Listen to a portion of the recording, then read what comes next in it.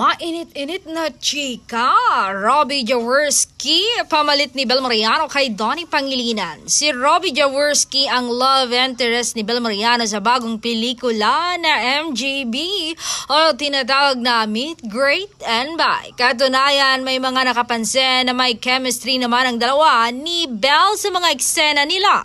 Bilang baguhan, may mga nag-opinyong kunting push pa ay mahahasa rin naman sa acting ang anak ni na Mike Kuwangko at Dudot Jaworski na incidentally ay kasama rin sa seryeng The Alibay na pinagbibidahan nga ng Kim Pao. Sa bago namang serye ni Donnie Pangilinan ay walang Bel na kasamang aktor, so definitely ay maninibago rin siya lalo't pat nasubukan ng lakas ng werpa o power ng kanilang tandem sa kanilang mga proyekto. Dahil sa development na ito, hirit ni Keviters, si Robby na raw ang pamilit ni Bel kay Donnie. Ito naman ang samot-saring reaksyon ng netizen sa kanilang tandem. Parang bagay naman sila.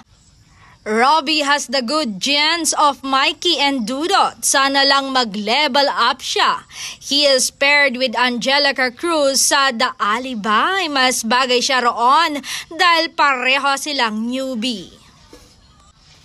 Para sa akin, Donnie pa rin ako. Mas malakas naman ang sex appeal ni Donnie. Hirit naman ang isa, career move on Don Bel's part na para mag-explore outside of their love team. Bagito pa siya, hopefully hindi siya bubuhatin ni Bel. Looks and talent-wise, mas angat pa rin si Donnie. May chemistry naman sila ni Bel but I think dapat mag-undergo pa siya ng rigid workshops para hindi siya masapawan ni Bel sa aktingan. Pati sa hosting, medyo hilaw pa siya.